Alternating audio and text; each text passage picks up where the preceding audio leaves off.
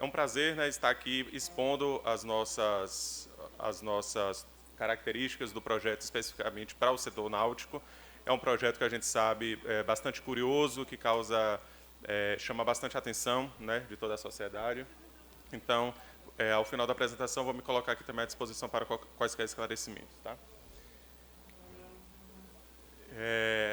A Ponte Salvador Itaparica, na verdade, nasceu como um projeto de desenvolvimento social, urbano e econômico. Né? O nosso propósito, ao chegar aqui na Bahia, né, a empresa tem 3 anos, não é apenas a construção da ponte, né? Mas sim trazer desenvolvimento social, urbano e econômico aqui para toda a nossa cidade de Salvador, para todo o nosso estado, especialmente a nossa região de influência, né, que é o Recôncavo, o Baixo Sul e a região metropolitana de Salvador. Né? Então, a ponte vai ser apenas um meio de levar desenvolvimento social, urbano e econômico a toda essa região. Aqui tem uma curiosidade histórica, né, que a gente localizou. Esse abaixo-assinado é um abaixo-assinado original, que foi localizado aqui no Arquivo Público da Bahia, em que retrata que desde o ano de 1878 a população lá da ilha já solicitava uma forma de ligação de Salvador com a ilha. Né? Então, a gente vê que é um projeto, uma solicitação bastante antiga, e que agora, né, depois de alguns anos, está se tornando realidade. Mas a gente pode ver que essa ligação, essa infraestrutura já é solicitada há muito tempo. Aqui é um pouco da integração logística, de como o nosso projeto estará conectado a outras rodovias no interior do estado. Né? Aqui na parte em roxo é o escopo do nosso projeto, tá? Que faz a conexão com outras BRs estruturantes do nosso estado, né? Com a BR-324, a 101, a 242, a 116. Inicialmente, esse projeto quando nasceu lá no governo do estado, ele nasceu com o nome de Sistema Viário Oeste, justamente por conta da conexão que fará com o oeste da Bahia através da BR-242, né? Indo lá, passando pela Chapada, depois Barreiras e Luiz Eduardo Magalhães. Né? Então, por isso, o nome Sistema Viário Oeste. Só para contextualizar um pouco, a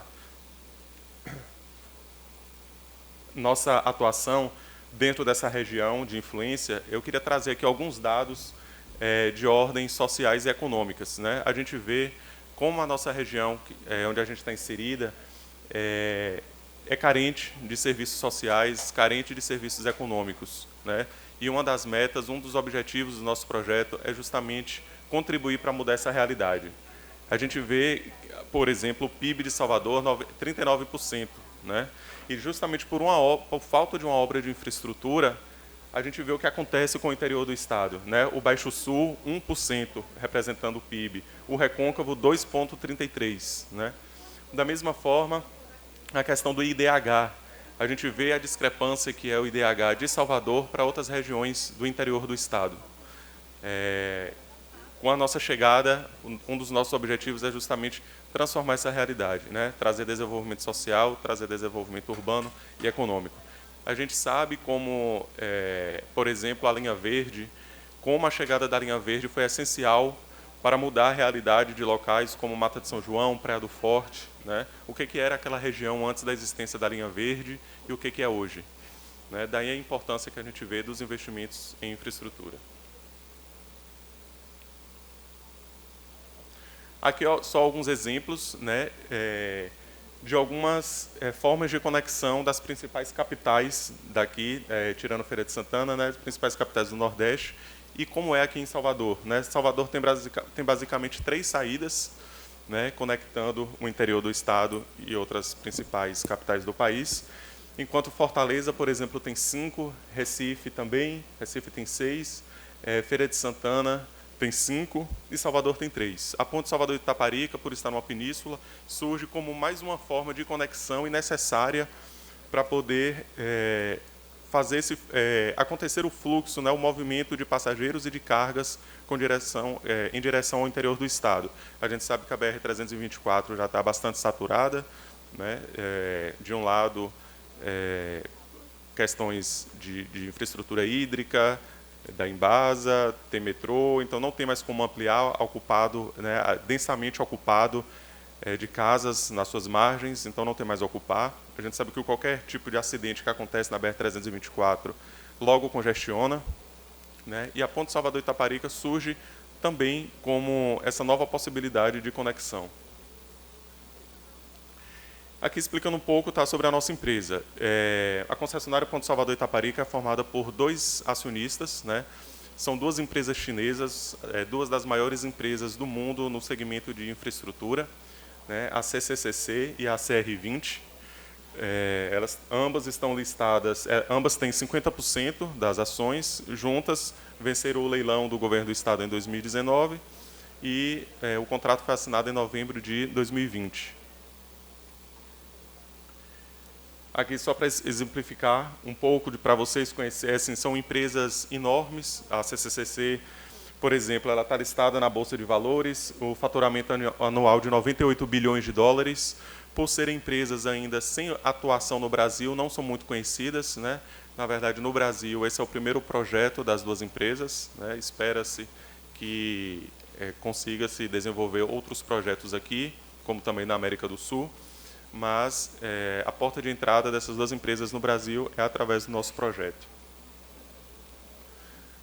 Da mesma forma, a CR20, que pertence ao grupo CRCC, uma empresa bastante antiga também, de 1949, uma das 500 maiores empresas do mundo, faturamento anual de 154 bilhões de dólares. Então, assim como a CCCC, são empresas que têm envergadura econômica, financeira, para desenvolver um projeto desse aqui na Bahia. Aqui para contextualizar vocês um pouco sobre a questão contratual, né? Como estamos com relação ao contrato hoje. A gente está na fase hoje a primeira fase ali de planejamento e licenciamento, né? Finalizando o projeto básico, a sondagem que está aí em campo, vocês já devem ter visto aí na imprensa, é a parte final do projeto básico, né?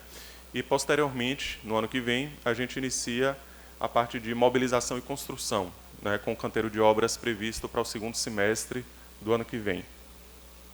A construção final da ponte está prevista para o final de 2028.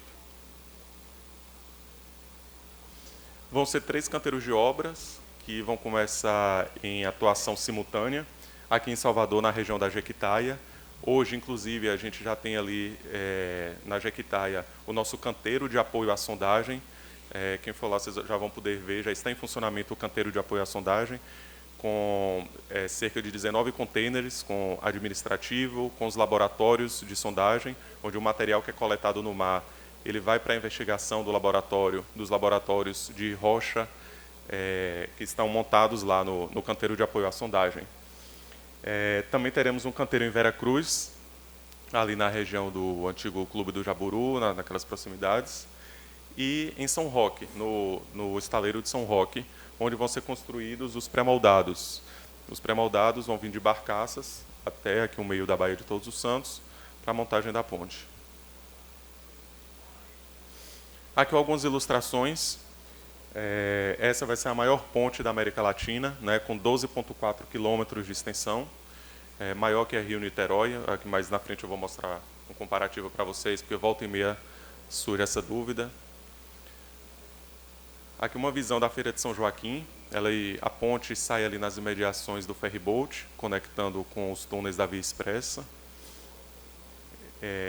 Ela tem essa curva aí por conta do Porto de Salvador, para permitir a manobra dos navios que atracam no Porto de Salvador. A chamada bacia de evolução. Aqui uma visão do Forte de Montserrat, né, vão ser 160 pilares. Uma visão do vão central, por onde vão passar as principais embarcações, passam pelo vão central. Lembrando que as embarcações que atracam no Porto de Salvador não têm necessidade de passar pela ponte, porque a ponte vai estar depois, então não tem nenhuma interferência com relação às embarcações que atracam no Porto de Salvador. E as embarcações menores, elas podem passar por qualquer um dos outros vãos. Aqui uma dimensão de Veracruz, da vista de Veracruz. E aqui alguns números com relação ao vão central, também, que é um objeto de bastante curiosidade. São 400 metros de vão livre, né? 85 metros de altura a partir da lâmina d'água, 220, os vãos secundários, 220 metros. Então, qualquer tipo de embarcação tem condições de passar por esse vão. Tá? Foi feito um estudo para a definição desses vãos, em conjunto com a Marinha, que tem nos apoiado bastante com o projeto. Foram feitos estudos levando em consideração o tráfego de navios previstos para os próximos 50 anos, inclusive navios ainda que não têm histórico de navegação aqui na Baía de Todos os Santos. Aqui um pouco com relação ao sistema de proteção da ponte, né? O sistema de proteção da ponte, nos mastros principais, vai ser com estrutura estaqueada, independente do bloco. Nos pilares laterais, caixa metálica no bloco. E a velocidade de passagem dos navios, de 8 nós. Isso também é definido em conjunto com a Marinha. Logicamente que uma obra desse porte, né, a gente tem que pensar como um cartão postal do nosso estado. Certamente vai ser o ponto mais alto de Salvador, né? Ele vai ser iluminado no seu vão principal nos estais, né, para datas comemorativas. A gente pode usar qualquer tipo de ilustração, de cores, para as datas comemorativas especificamente. Tá? Então, com certeza, vai ser um cartão postal aí da Bahia e do Brasil para o mundo. Falando um pouco agora sobre as pistas, né, de tráfego. Vão ser 3 pistas por sentido, 3 pistas em cada sentido, separadas por que a gente chama tecnicamente de New Jersey, que é um separador de sentido, em que a novidade é que esse separador ele pode ser modificado conforme o fluxo de veículos e a demanda em determinadas datas. Então, por exemplo, se a gente sabe que na volta de um feriado o trânsito está maior sentido Ilha-Salvador, vem um equipamento e desloca toda essa barreira para o outro sentido, fazendo com que amplie o número de faixas. Tá? Então, não é fixo, isso permite uma maior flexibilidade e mobilidade conforme a demanda. Aqui o que eu comentei para vocês, um comparativo com relação à ponte Salvador Itaparica. A ponte sobre lâmina d'água aqui é 12,4, aqui. Na Rio Niterói é 8,8. Contando com os acessos viários, e mais na frente eu vou explicar para vocês o que vão ser esses acessos viários. 46 quilômetros, lá na Rio Niterói 13. A profundidade do vão central, aqui na Baía de Todos os Santos, o ponto mais fundo é 60 metros de profundidade, que é justamente por onde vai passar, onde vai estar o nosso vão central, por onde vai passar as principais embarcações. Os vãos secundários de 70, 100, 200 metros, enquanto a Rio Niterói é fixa em 80 metros. Aqui, a gente também trago para vocês uma questão mais específica com relação ao deslocamento de navios, que teve uma alteração no traçado da ponte, também em diálogo com a Capitania dos Portos, justamente para permitir uma navegação mais segura para todos, né? E de forma que ficasse perpendicular ao vão central. Os navios vão passar de forma o canal de navegação fica perpendicular ao vão central. Aqui é sobre a dragagem da nova área de acesso ao Porto de Salvador, né? Vai ser feita uma nova dragagem, possivelmente essa parte vai ser com o governo federal, justamente porque os navios vão precisar, na chegada aqui de Salvador, passar por uma nova rota de navegação, passando por aquela nova bacia. Hoje tem esses bancos de areia, né? Então não é possível passar por lá tendo a ponte. Então uma nova dragagem vai ser feita para que os navios possam, na proximidade do Porto de Salvador, passar por essa nova rota. Aqui alguns exemplos, né, dos maiores navios que tem. Os testes foram feitos e foram comprovados que todos esses navios, né, de dimensões aí, enormes, todos eles têm condições de passar aqui pela ponte Salvador Itaparica, né? Agora, o último que a gente recebeu aqui em Salvador, na verdade, foi o 366, mas, considerando o Porto de Salvador, reforço que não passaria pela ponte, né? Na verdade, só os navios que adentram, né, para os outros terminais privados que estão pós-Porto de Salvador. Aqui é o sistema viário, né, que a gente vai construir aqui em Salvador. Lógico que precisa-se ter um sistema viário aqui na cabeceira e lá na ilha de Itaparica que seja compatível com as dimensões da ponte. Então, aqui serão construídos um conjunto de túneis e viadutos, né? A gente vai construir 2 novos túneis ali na região paralelos à Via Expressa, e desses 2 novos túneis a ponte sai de forma aérea, mais ou menos ali por cima da região do ferryboat. Tá? Já aqui na ilha de Itaparica, vai ser construída, nessa linha vermelha que vocês podem ver, é a nova rodovia que a gente vai construir. Vai ser uma rodovia com 22 quilômetros, né, uma via expressa com 22 quilômetros, por onde vai passar todo o fluxo da ponte. Né, todo o fluxo da ponte segue por essa via, a via que existe hoje, a BA-001. Ela vai ficar sendo uma via de trânsito local, até porque ela já é densamente povoada nas suas margens, né, não tem condições de receber o fluxo que vem da ponte, e até por questões de segurança também. Então, todo o fluxo da ponte vai por essa nova rodovia de 22 quilômetros, chegando até Caixa-Pregos, de Caixa-Pregos até a Ponte do Funil, são cerca de 8 quilômetros, que nós vamos duplicar. Tá? O escopo da nossa concessão, ela termina na Ponte do Funil. A Ponte do Funil não é objeto da nossa concessão, é do poder público, né? Mas o governo da Bahia já colocou em estudos e já está previsto, né, a requalificação da Ponte do Funil e outras estradas pós-Ponte do Funil, como Nazaré, Santo Antônio de Jesus, Valença e etc., vão ser duplicadas, né, ou o governo da Bahia ou o governo federal. Alguns desses trechos, até o município de Castro Alves, entraram no PAC do governo federal. Tá? Então, a nossa área de atuação termina na Ponte do Funil. Vão ser 2 pedágios, né? Muita gente pergunta também sobre os pedágios. Um pedágio na Ponte do Funil, aquele pedágio 2, que é exclusivamente para quem vai usar o sistema viário da ilha de Itaparica. Para quem vai passar pela Ponte Salvador-Itaparica, aqui o pedágio 1, vai estar localizado aqui na região ali, logo na chegada em Vera Cruz. Tá? Aqui só um exemplo de como o nosso projeto vai contribuir para o desenvolvimento do ponto de vista turístico aqui também, né, do nosso estado. A gente sabe o caminho que é preciso percorrer caso opte por ir por estrada, pela 324, pela 101, pela 116, para chegar lá do outro lado. Né, e com a Ponte Salvador-Itaparica, numa travessia prevista de cerca de 15 minutos, né, a gente vai economizar aproximadamente 250 quilômetros de estrada. Né? Então, tudo isso é tempo, é economia, né? Tanto para transporte turístico, como para transporte de cargas, aqui do Porto de Salvador.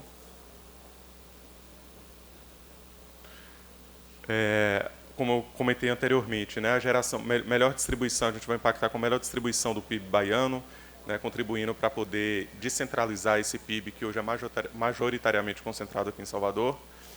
No pico da obra serão 7.000 vagas de emprego. Hoje, na sondagem, a gente está com 300 empregos. Tá? No pico da obra serão 7.000 vagas.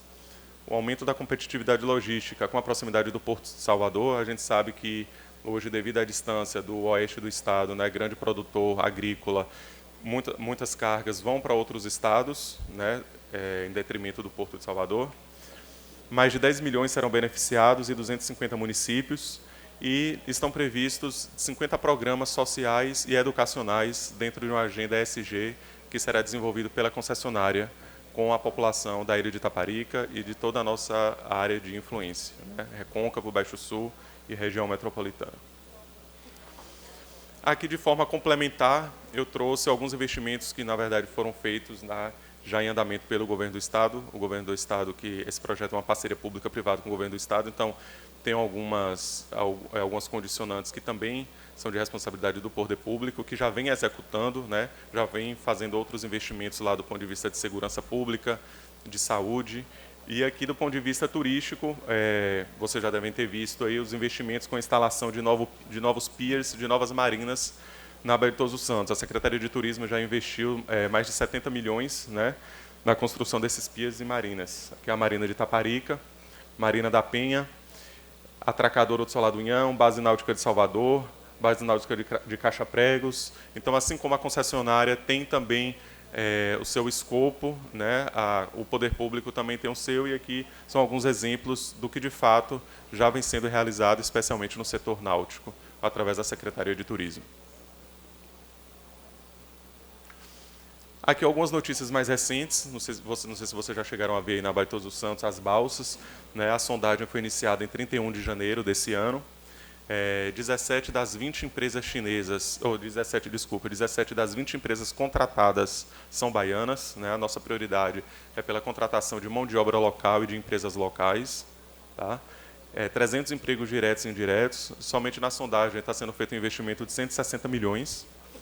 A gente está agora na fase de sondagem em águas profundas, né? Agora, tem uma semana, entrou em operação a segunda balsa. Estamos com 2 balsas, cada uma de 75 metros por 25. São balsas enormes, com diversos containers aí em cima, como vocês podem ver, com essa perfuratriz, que é o diferencial desse trabalho. Essa perfuratriz, com esse sistema de compensação de ondas, não tem aqui na América Latina. Ela veio da China, juntamente com o laboratório. Esse sistema de compensação de ondas, ele permite que a balsa trabalhe ininterruptamente, independente de condições adversas do mar. Né? Então, em condições de muita chuva, de muito vento, ela não compromete o resultado dos trabalhos. O sistema de compensação de ondas, ele estabiliza a balsa de forma que se consiga coletar a amostra do solo sem nenhum tipo de impacto. Né? Não vai prejudicar a coleta da amostra do solo marinho. Essa coleta da amostra do solo é justamente em cada um dos pilares. Depois esse material vai para o laboratório para análise técnica, e aí é definido com mais precisão a profundidade e a dimensão de cada um desses pilares, a partir da identificação da qualidade do solo.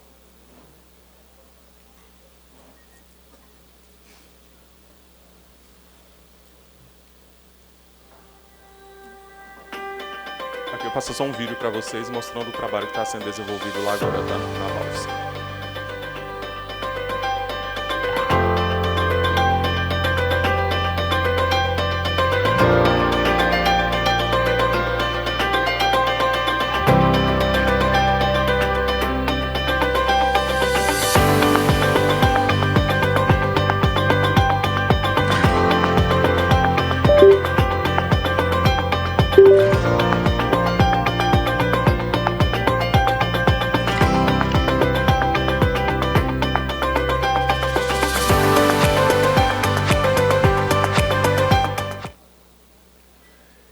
Bom, é isso. Espero ter conseguido aqui esclarecer algumas dúvidas de vocês. Sei que são muitas questões, mas me coloco aqui à disposição para esclarecimento de quem tiver aí mais alguma colocação a ser feita. Estou aqui ao dispor.